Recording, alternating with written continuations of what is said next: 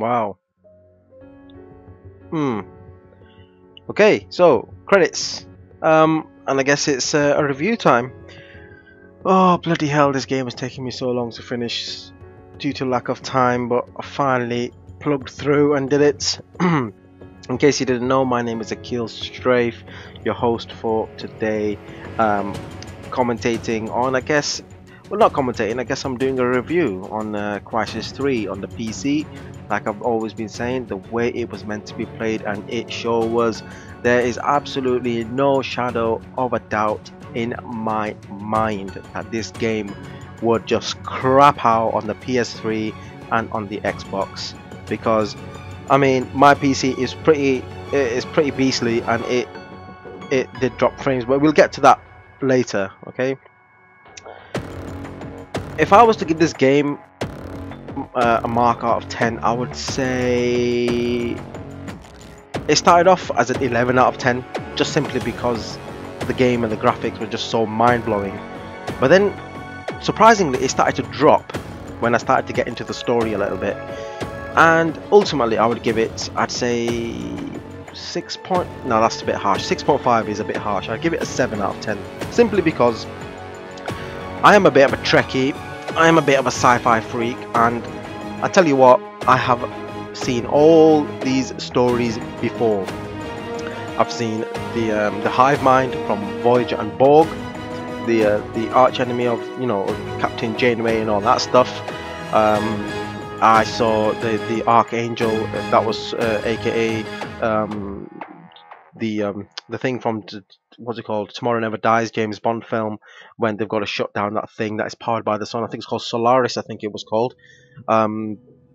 And obviously there was moments of, say, the Avengers as well, you know, the way the beam of light was coming down and it was being powered by, I mean, in the Avengers it was the tower that was powering the actual the portal to the next galaxy, whereas this time it was Archangel, I guess.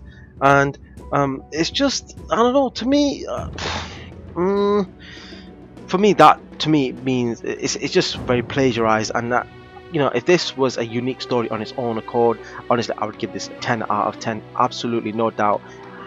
But seeing as though the story I have seen it before, for that reason I feel that even though the graphic designers in this game have done such a brilliant job bringing this game to us, and the graphical feast that we have had, or I have had to, and I guess you guys who've been watching it with me, you know, to be able to witness such graphics is, you know, I feel honored. I feel such pleasure in playing this game, simply because it was such a beautiful game to watch and see and play.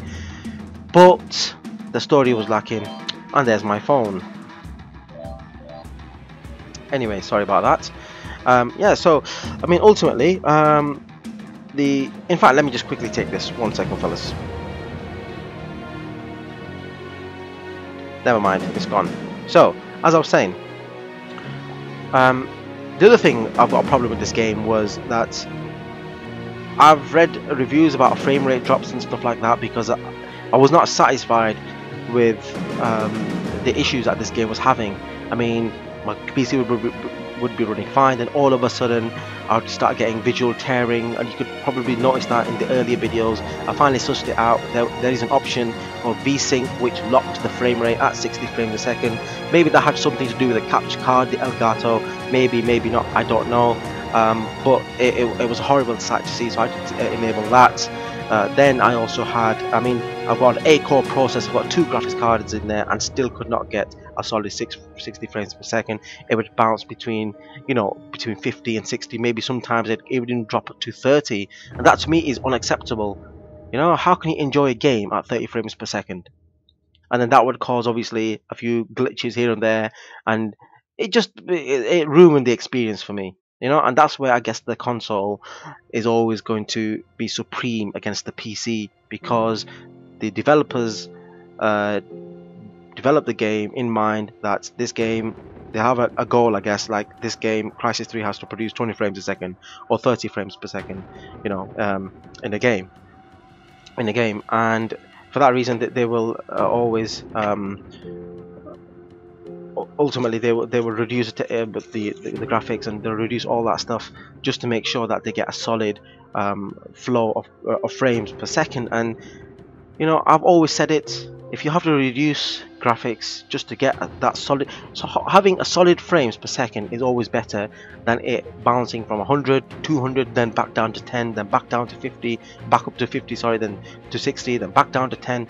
You know, that ruins the game experience. So guys, that's one thing I learned, because like I said before, this is like, I haven't built a PC, I haven't had a powerful enough PC to be playing the last recent titles in the past 5, maybe 10 years, but I do have now, and maybe in my future commentaries on Let's Plays and stuff, I will bear that in mind, and I guess I will sort of sacrifice that a little bit, you know, in terms of graphics, just to make sure that I bring the best footage for you guys. So that's lesson learned for me.